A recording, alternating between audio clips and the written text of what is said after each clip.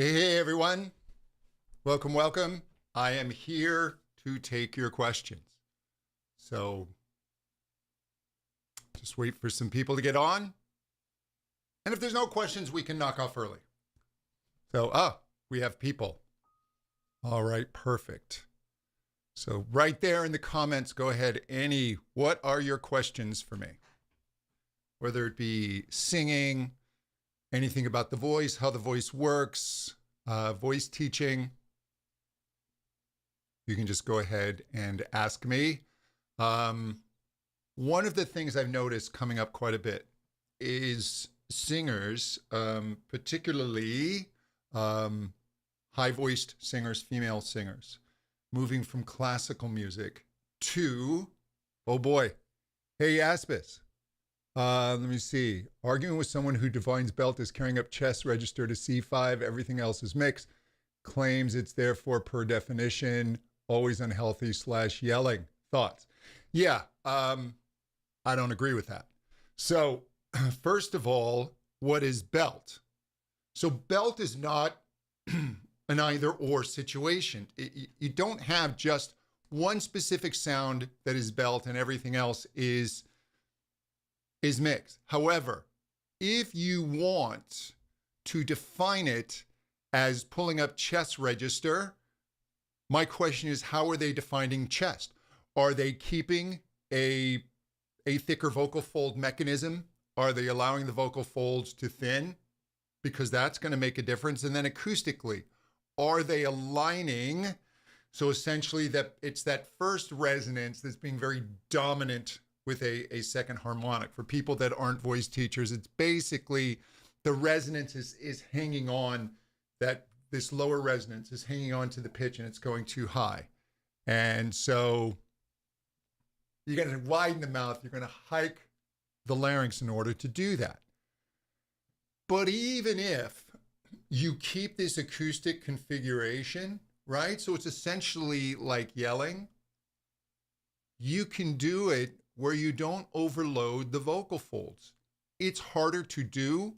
It's more dangerous, but you can hear singers do it. Whitney Houston in her prime would do it. She would go to a shoutier or more yelly configuration. This first resonance is quite high, and then she could pull it back at will. And sometimes she'd use that to straight tone, and then she would change it, "And I will always love you."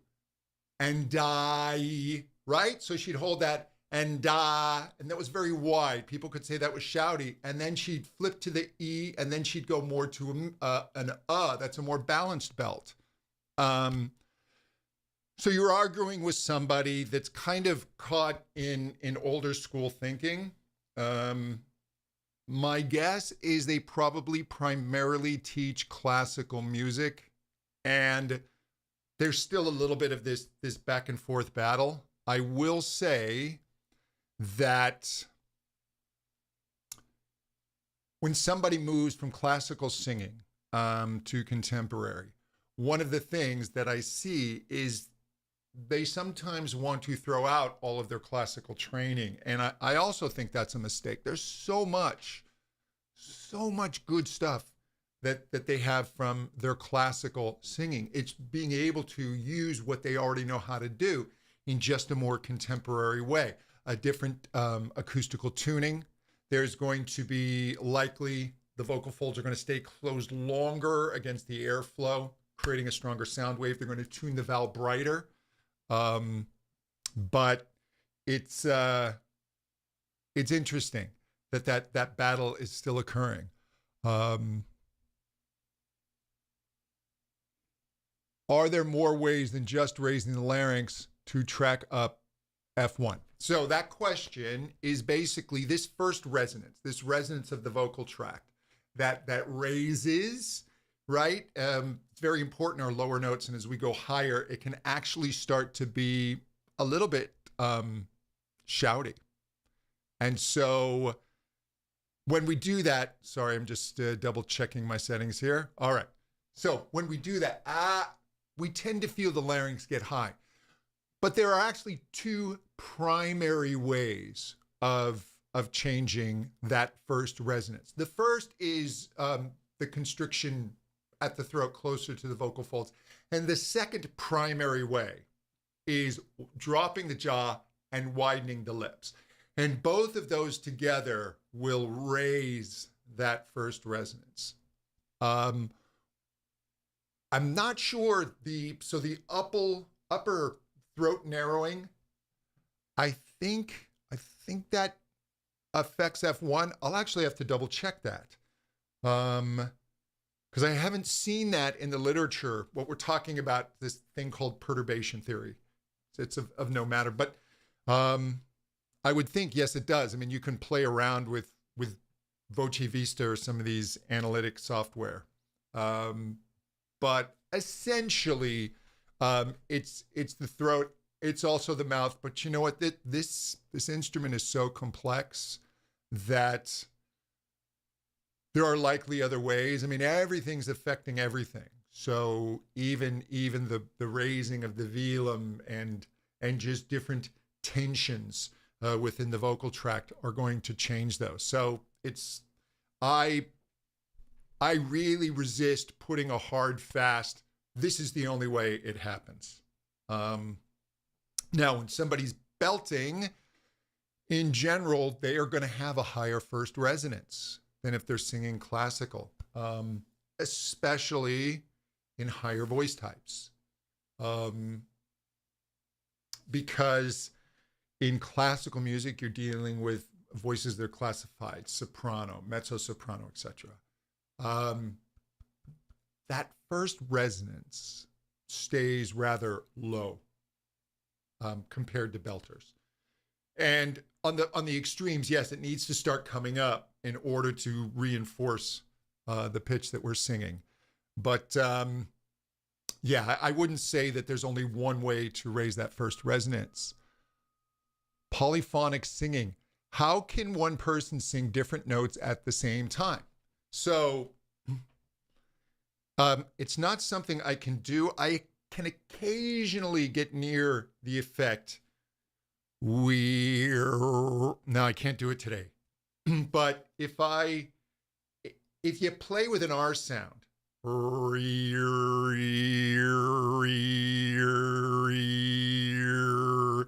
you may start to hear this higher pitch above. And what they're doing when they do polyphonic singing is when we sing, we are actually creating many pitches at the same time. These pitches are called harmonics. So it's not just one pitch that we hear. We hear what's called the fundamental, or the pitch that's written on the page, the pitch that we're actually singing, but there are many pitches above it. And these pitches provide color. If the voice is brighter, those upper pitches are stronger. If the voice is darker, those higher pitches have been pulled back. So what these polyphonic singers are doing is they are able to really kind of focus on just a small area of these upper pitches. Usually just they're moving between one to another. And so we hear this little movement like this whistle as they're doing it that jumps up and down these pitches. And you will notice that these whistle tones, right? We hear the rah, rah, rah, but you also hear kind of this whistle above it. You'll notice that this whistle doesn't slide. It has to jump. It's basically jumping from one harmonic to another. Whenever anyone's singing, all that information is in their voice. The polyphonic tuners have learned how to spotlight it. So they're kind of tuning out everything else. They're really bringing it down, and they're able to bring that up through manipulating their vocal tract really loud, so that perceptually now you hear it stand out. So you could say, in a convoluted way, that all sound is polyphonic. Whenever you sing a note, there are many of these micro pitches within it. And when you isolate them, they all sound like little sine waves. They don't sound like the human voice. And so that's how they're able to do it.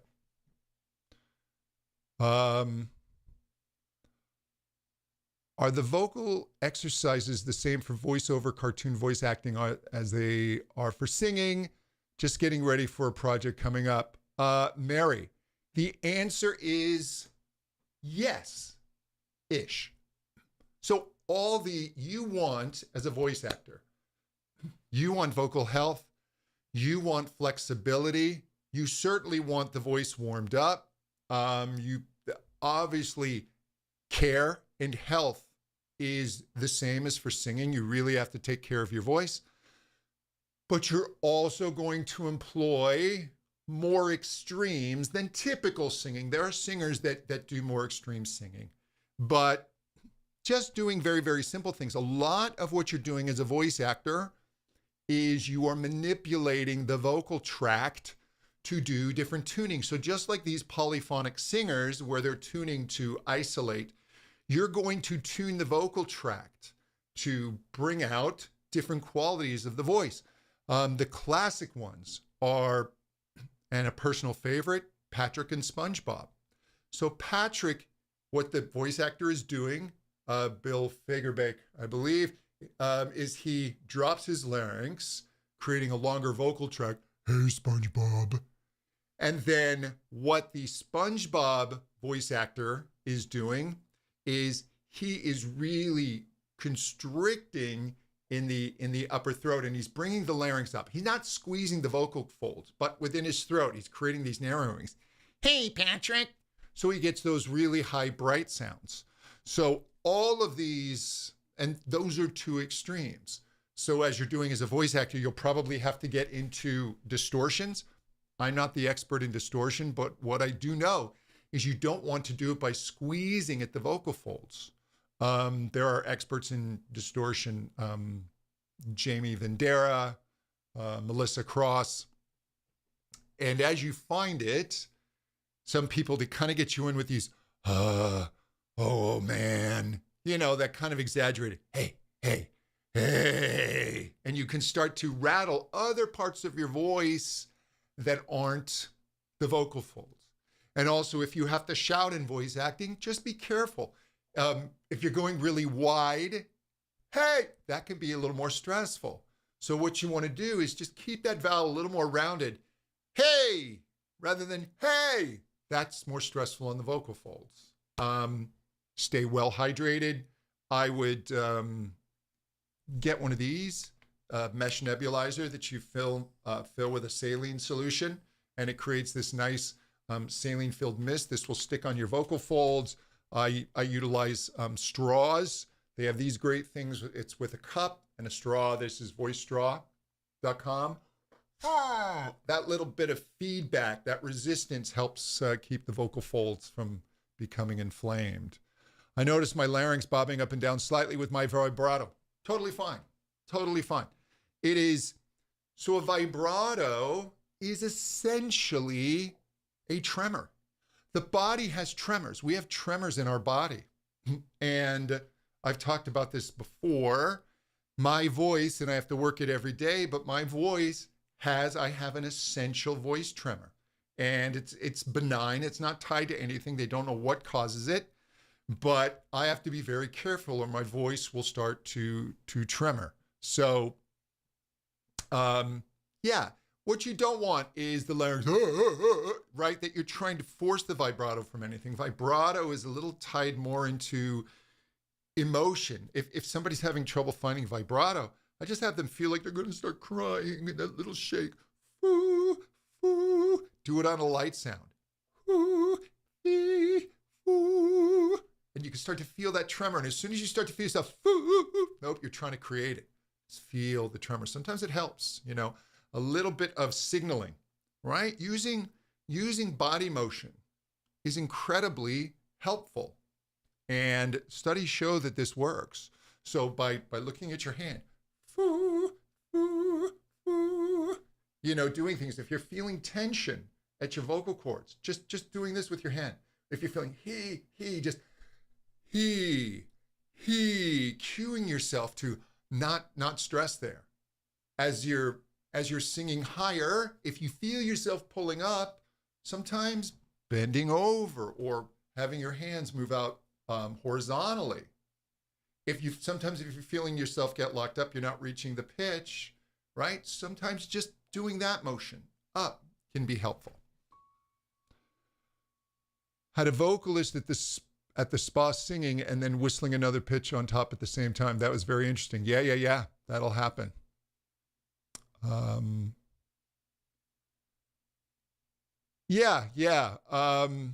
worry about your larynx moving. Look, so let's talk a moment about the larynx, because this is a point of fixation for many singers.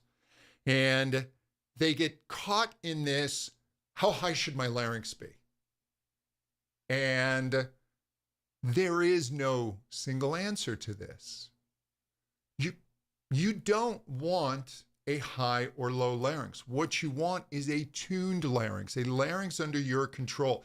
Think of your larynx as like a little EQ. If the larynx goes higher, your voice is going to get a bit brighter. Yeah, and if it drops, your voice is going to get a little deeper and richer. And even on the same pitch. I can talk on this pitch, and then if my larynx comes up, my voice kind of sounds higher, and then if my larynx drops, it sounds deeper, but it's all the same pitch. What we don't want is this involuntary movement of the larynx, specifically when we go to sing higher. If we are trying to drag that low resonance too high, one of the ways to push that resonance higher is to constrict at the throat and push the larynx up. So when people are straining, they usually have a high larynx, and this is why the high larynx has a bad name. But a high larynx in and of itself is not bad. If you want to sing brighter, it just depends on the style you want. So you have to ask yourself, is my larynx under my control? Now, initially in the beginning, most people, when they're learning to sing and certainly sing higher through their transition, etc., the larynx is going to rise because that's how we shout. And the body understands shouting. The body doesn't understand this singing stuff, not yet. So what we do to combat that is we will do low larynx exercises. Something like that stops the shout. But we don't want to stay there because that's just kind of weak and dull. Right? We want to be able to sing with more robustness, and that's going to have a higher larynx. So if you're going fantastic, but at a certain point, you're going to want to start to go 1 1 1 1 1 1 1, but not to the shout. So it's just finding, you start to open up the value, bring in a little more brightness. The larynx will start to rise a little bit, but not jamming up because of an imbalance in the voice.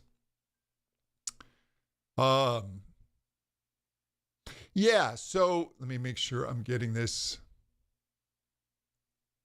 Diana, I hope I'm pronouncing that right. Do I have any tips for singing with a fuller mixed voice? I tend to have a more nasal and flimsy mixed voice. So, what generally happens when we are finding our mix? Just as I said, at first, we need to work a low larynx, right?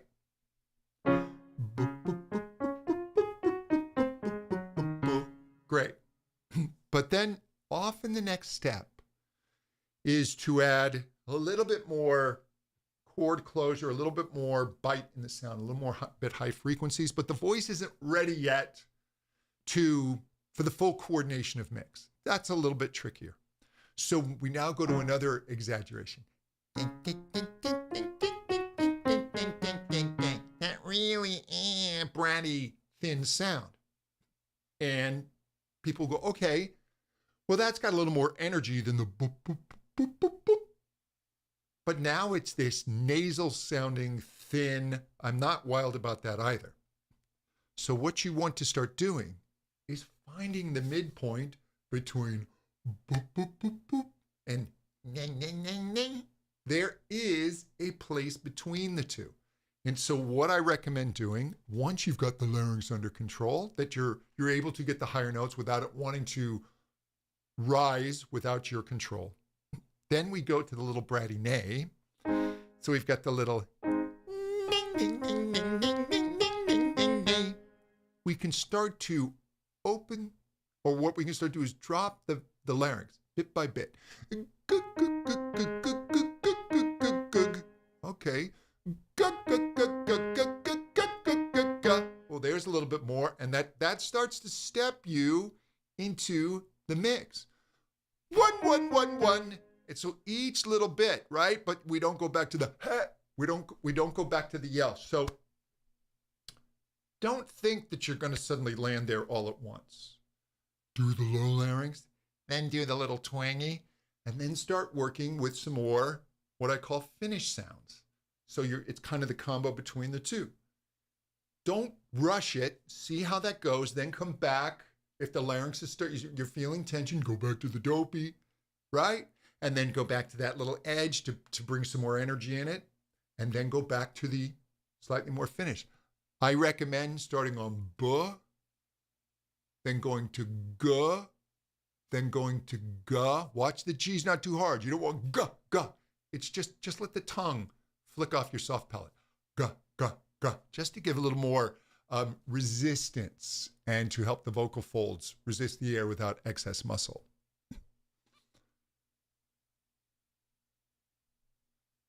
Let me see. Yeah. So the larynx moving before. Yeah. So Jaspis, Queer Your Voice, Jaspis is a fantastic voice teacher in Belgium. And so she's just giving you a thumbs up on your larynx moving a little bit when you have vibrato. It's a tremor. It's a tremor. Look, take your hand and do this like you're shaking a tambourine. So sometimes when we have trouble with vibrato, we're doing this. Now, when I do this, I have to think back and forth, right? So I'm having this loop all the way to my brain, to my hand. But when I do this, I just think tremor. Now the movement is not requiring me to consistently think back and forth. I just think tremor. Vibrato is tremor, tremor, tremor, tremor. You are welcome, Mary. So, B. Seth. So you're not going to be able to tell directly if your CT muscles are engaging. So for everyone else, your vocal folds have primarily two pair of muscle that are involved in pitch. You also have other muscles. You have the little cartilages in the back that can adjust for pitch, et cetera, et cetera. But primarily you have muscles within your vocal cords or vocal folds. When they tense up, they make your vocal folds fat and thick. Those are lower notes. Then you have muscles. Those are called the TA or thyroid muscles. The CT muscles sit outside of your vocal folds. They are attached. You have your thyroid cartilage here. Then this little thing under here is the cricoid cartilage. It looks like a ring. Yeah. You know those signet rings that have like the big round top? They kind of look like that laying on its side. All right. And it's attached there and there. And what happens is when it tenses, they pull the vocal folds, right? There's a debate whether it pulls them from the front with the thyroid moving down or whether it tilts up the cricoid and therefore pulls them from the back because they're also attached. These little attachments sit on the back end of this cricoid. Doesn't matter. So the CT muscles, they're used for higher pitches. How can I feel them engaged? You can't, not directly. We don't have that connection to our voice the way we do our fingers. But what you will feel is first of all, you can feel maybe, you can feel a tilt in the larynx. There's debate if that happens. But you'll know if they're not engaging because you won't get the pitch or it'll just completely fall apart. But if you're going, watch, do this to me. Oh, if you can do that and just glide, however high you can go, oh, they're engaging. So then you just start to play with feelings of intensity. So if I go, whoo, that's not a lot of intensity. But if I go, whoo, well, now I'm getting a little more resistance at the vocal cords. There's a little more intensity of closure. The muscles that fatten up the folds are engaging a little bit. But if I go, well, I've engaged everything too much and they've overwhelmed the CT. So it's an indirect feeling. You're not going to feel them absolutely directly. So a good exercise to engage the CT muscles for mix. So think about it this way, is you have a tug of war between the TA and the CT. And it's wonderful that you have this awareness of your voice, because even if we can't directly control or directly feel it, imagery is important. The right imagery for you can cue the body to do certain things. And so just imagining this stretching. What I would do is first do light exercises. Ooh, just glides on an ooh. Ooh. Do them on, right? Like this little contraption, the Dr. Vox. This helps my vocal folds approximate, as they say, better, come together better, kind of calms down the need to want to squeeze. And I can do a glide. I'm going to have a better chance of that not cracking. And so I can just exercise those CT muscles. But we don't want to exercise, look, the CT muscles, the TAs are always going to be involved as well. And we play with the level of that involvement. So we go from, much like finding the other mix, coo, coo, coo, coo, coo, coo, gug, gug, gug, gug, gug, gug, gug, gug, gug, gug, gug, gug, 1, 1, 1, 1, 1, 1. And we start to just bit by bit add a little more intensity. So we've got this nice tug of war between the two without the overwhelming or overwhelming. So what you're really thinking about is not just engaging the CT, but they're playing against those TA muscles.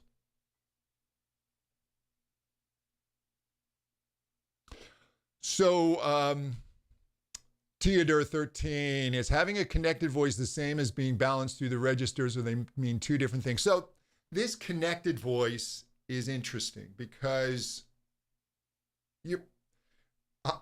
I remember being in a teacher group and a certain method, and they talked about connected voice all the time.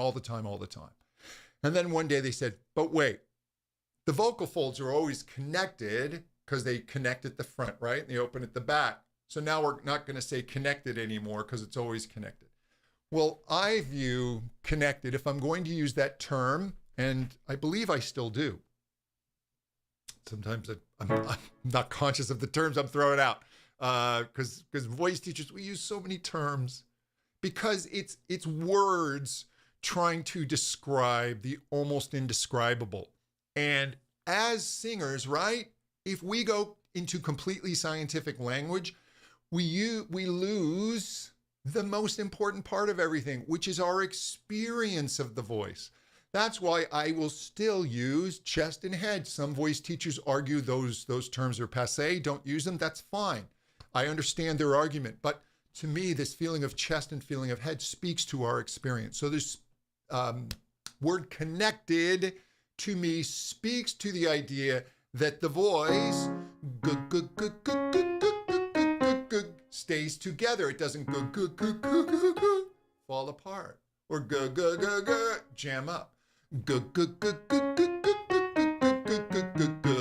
That stays connected. So it has a similar quality, even though I have to move through registers in order to do that. I don't have suddenly a very, very different sound. So connected, the way I use it is basically, yes, a balance throughout the registers.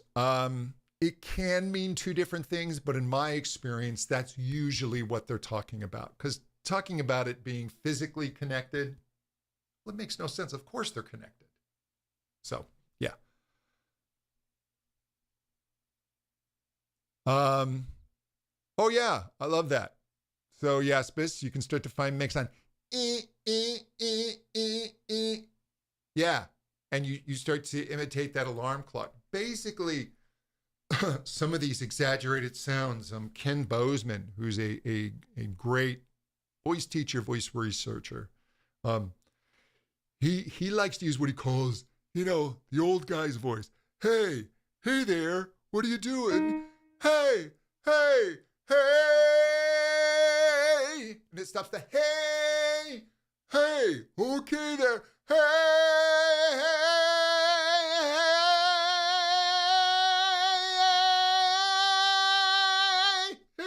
Nope.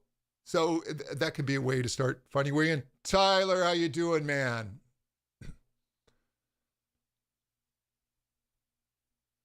Oh, man. So heavy voices are hard. What they often need to do, yeah, sirens and oohs often works. Yeah, what you can do is have them work small sounds. So little things like,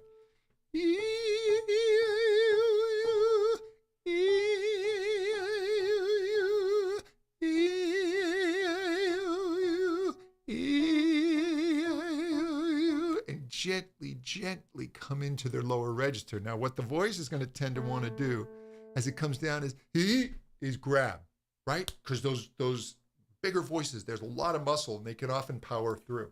And you just keep it lighter on the headier side. And just have them work. It's not emotionally satisfying, but once they keep working with it, as they can work these lighter sounds. And again, the little meow, meow, meow. I know Jaspis likes the little mosquito sound, those little tiny sounds.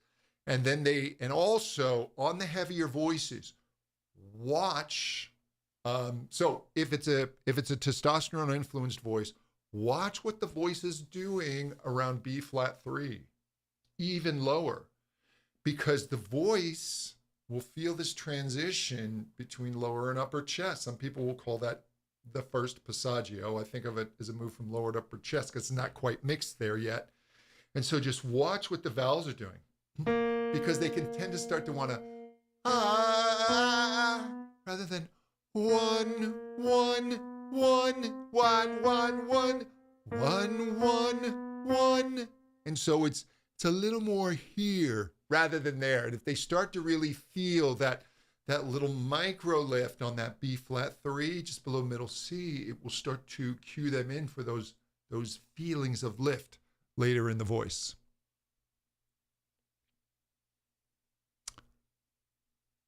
How do you maintain vocal health? Oh, yeah. So, Diana, you're gigging a lot. Yeah. So, first of all, the water straw contraption is Dr. Vox, VOX.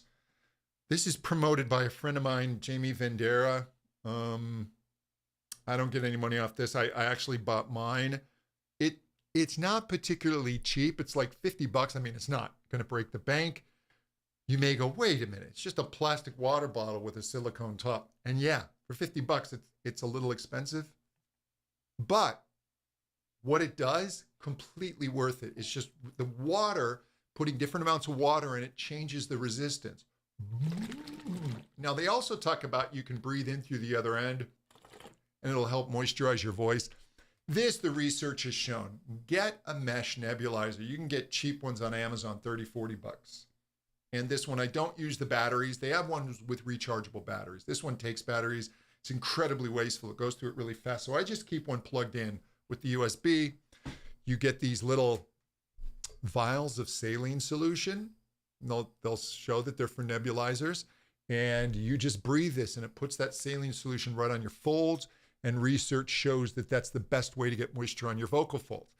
So to keep your voice healthy when you are gigging, first of all, when the gig is done, I want you to cool down. I want you to do a gentle warm-up kind of in reverse. And you're just going to do lots of stretching things, whether you use something like the Dr. Vox, some voice straws. You can even do sirens. Ooh, ee, tongue trills, lip bubbles. Stretch everything, right? So that when you go to sleep, it doesn't want to tighten up on you. Get as much sleep as possible. That's when your body is able to repair itself. Stay really well hydrated. Want to risk reflux. Make sure that you are warming up, that you're really well hydrated every day of the gig, that you're warming up, that I'd have the nebulizer. I'd do those warm ups. If you're ending the gig really, really tired, make sure your monitors are really good, that you can hear yourself, that you're not over singing. This is the time to flex your muscle a little bit and go to war with a guitar player who's playing too loud or a drummer who's playing too loud. The voice needs to be above everything else. And those are instruments that tend to be a little more emotionally satisfying for the player when they're really, really loud. And it takes a very mature player to understand this. Got to have good monitors. And also, if certain songs you're fighting with, you're having trouble with, go take a few voice lessons and just work on those songs. Take the material. That's the most important thing. At a voice lesson, work on the material you're going to be performing. That is essential. Let's see.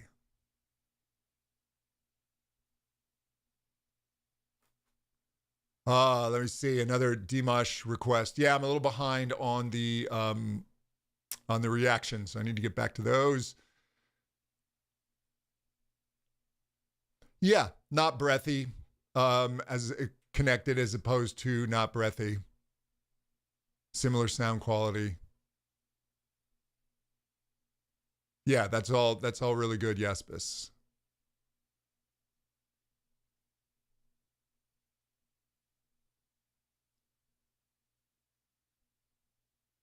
Yeah. So the saline is isotonic. They actually did experiments where they took singers, they had them breathe dry air from a tank. So they really dried out the voice. And they put different substances in the nebulizer. And they even put I wouldn't want to breathe this stuff, but they even put some of that Singer's Secret throat spray. I use this. This isn't touching my vocal cords, but I think it's good for mouthfeel. So my mouth feels. This is Singer's Soothing Throat Spray. There are different ones. So it just gives me a feeling of being a little more hydrated, which I think is helpful. They put the water and they put the saline, and then they measured how dry the vocal folds were. And the Singer's Secret did nothing. The water helped a little. So steam, it helped. The saline stuck. It stayed. Yeah, so a consistent vibrato. An inconsistent vibrato can have a number of factors. The voice can be a little too tense. All right? And what that'll tend to do is straight tone the vibrato, make it sound a little rigid and shaky. Or the voice could be too relaxed. And then the vibrato becomes a little slower. It goes into a wider sequence. So I think there are different exercises you can use depending on what's happening with your voice. You can move from straight tone to vibrato, back to straight tone, back to vibrato. If your vibrato is a little slow, one thing I find really helpful is, and I get this from a friend of mine, Mike Goodrich, is these real quick, fast nee-nay-na. Nee-nee-nee-nee-na-na-na-na. You just get the body really going. Nee-nee-nee-nee-na-na-na-na. Get the nervous system trembling. And that can be really, really helpful. If you're experiencing the more tension one, and if you're tired at the gig, you may have tension creeping into the voice, and it can happen to any of us, and it's sneaky. It's sneaky. What it does is, if the body is unsure, the nervous system will compensate with tension. The body will compensate with tension. And good singing kind of has this kind of floating feeling and this ease, but it doesn't necessarily feel super secure. It's like kind of balancing on top of a flagpole. It's like being on ice skates. It's not the same as walking in snowshoes. And sometimes the body, if it's unsure, it wants to grab for the rail, right? It's on the ice skates and it's unsure. So it grabs and that tension will creep in. So a good voice teacher can find that in your voice, alert your nervous system to it, create your awareness of it, give you ways to counterbalance that and set you up. Mouthfeel is very underestimated. Indeed. All right. Anyone else? Any other questions? You know what I will say, if you want to go to johnhenny.com, you can get my book, a digital copy of my book for free. So don't have to do anything. Just go and pop in your email. You can get the book, a digital copy. So cool. Yeah, voice teachers can help you with your nerves, embarrassment, anxiety around your voice. Absolutely. Hey, Courtney, how you doing, man? Good to see you. So, great. This is fun. I appreciate all your questions. It's always good to know what people are dealing with. It seems like mix is a huge one. Just know that mix is a term. And very often, voice terms like bel canto, these are terms in search of a meaning. There are no fixed definitions on this. Voice teachers, we can agree very quickly what constitutes great singing and what constitutes problematic singing or someone struggling. That's usually, it's pretty easy to get an agreement, although we can often disagree about anything. But then when it comes to terms, you start getting these disagreements. So I believe the more you know about your voice, the more you know the voice works, the better you're able to go through all of this information and content, because now it literally is a fire hose of information. And now with AI, ChatGPT, you're just flooded. And so it can become very confusing because people have different definitions. And I will tell you, ChatGPT, some of the stuff on the voice is spot on. Some of the stuff on the voice is it really is buyer beware. Your best thing you can do is educate yourself on the fundamental basics of how the voice works. And then you'll be better able to go through and use this information because it can be very confusing. Sarah, I do have an audio recording of the book. That is on Audible. If you get the free book, you can get the print copy. I think it's for $9 and add the audio for another $8. And the print book will be sent directly to you. And that includes shipping. But you don't have to get that. If you want to, if you have an Audible subscription, you can just go and get it on Audible. But yes, there is a audio version. So hypermobility. Wow, that's a great question. I'm trying to think if I had anyone who was specifically hypermobile.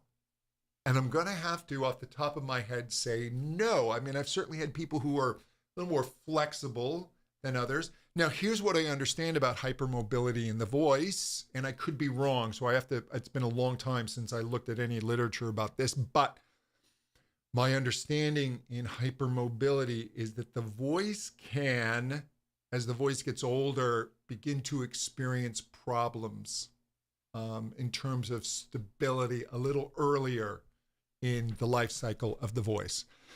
But any more than that, I'd just be pulling stuff out of the air, and I don't want to do that. So that's something worth looking up.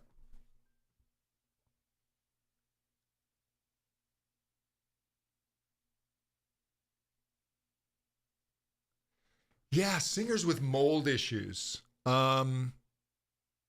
Yeah, so not bad enough, just bad enough to mess with mix. So my guess is they're there tends to be some amount of swelling on the folds, is my guess, or maybe one of the we may have a bit of vocal fold paresis. Who knows? I mean, who knows how mold can affect the body? I mean, the laryngologist, mid-20s, wow. Didn't see any edema, allergies, and reflux, but we can't get a diagnosis. Yeah. Honestly, what I would do is if this person was scoped, and any of you, if you go to the ear, nose, and throat doctor, and preferably they're able to use a scope to look down at your vocal folds. When they show that back to you, take out your phone and record the screen. You don't need to get the file from them because the file's massive size. Just ask, can I record this? So that you have it, so you can get a second opinion. If you can, if your student has that, contact Carrie Obert. And Carrie she's done over 20,000 endoscopies. She's absolutely brilliant at diagnosing this stuff.